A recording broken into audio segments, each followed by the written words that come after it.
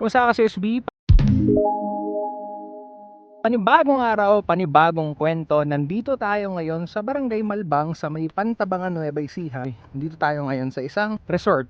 At papakita ko sa inyo kung anong meron dun sa resort na aming pagsusimingan. Kasalukuyang nililinis yung isang swimming pool ng caretaker ng resort. Ayan, ang maganda kapag pumunta ka rito ay meron kang mga iba-ibang uri ng halaman na makikita. Napapaligiran ng mga puno. Merong mga cottages na katulad niyan.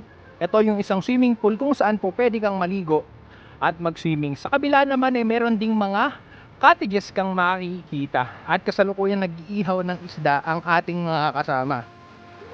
Ako'y namamangha sa nakikita nating tilapia sapagkat ang laki ng tilapia dito sa Pantabangan. Ang sabi sa atin, yan daw, tilapia na yan ay galing mismo doon sa lake dito sa may Pantabangan. Ay mga kasama natin, kasalukuyan sila nag-iihaw.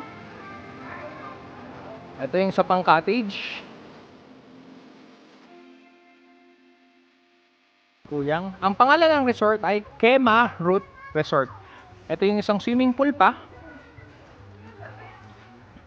Tapos ito yung common area. Sabihin yung hall nila na po pwede mong pagsimingan kapag pumunta ka rito. Ayan, po pwede kang bumili. Meron silang lutuan. Ito naman yung kanilang videoke sa lugar na ito. Kapag meron kayong mga family gathering or maramihang mga tao ang kasama mo, po pwede kayong mag-rent dito sa lugar na ito. Ayan, si mamang dito nag-caretaker. Ayan, kasama yung mga bata. Kasalukuyan silang kumakain. And then, ito naman yung CR.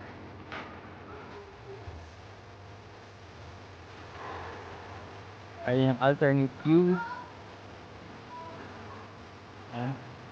Kain sila ma'am ngayon. Ayan sila ma'am. Kema Root Resort. Sarap ng kain nila ma'am.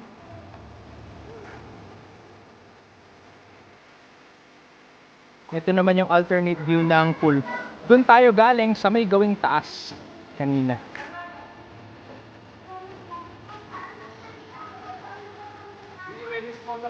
Mga nagsuswimming tayong kasamahan ngayon dito. Bata, matanda po pwedeng mag-swimming dito.